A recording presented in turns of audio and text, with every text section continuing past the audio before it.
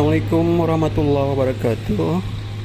Oke, saat ini kita berada di Kampung Layun, satu desa yang berada di lintas barat dan selatan Aceh.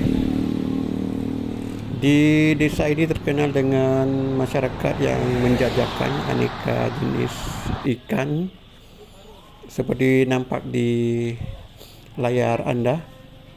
Beginilah suasananya saat ibu-ibu yang melintasi jalan ini berbelanja.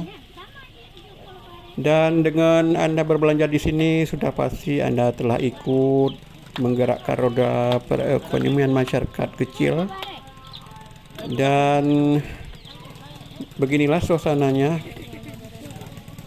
jika Anda melintasi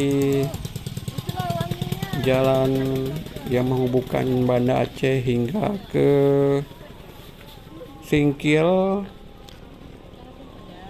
Nampak jenis ikan yang dijadikan tanpa pengawet, sangat bagus untuk kesehatan kita.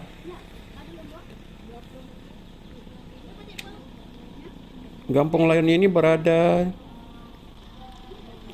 di pesisir sekaligus di kaki gunung, jadi satu perpaduan yang sangat indah. Seperti terlihat, nampak pegunungannya masih hijau.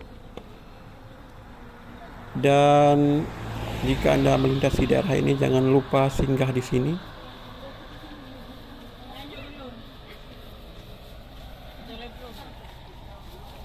Ya, borok kayaknya.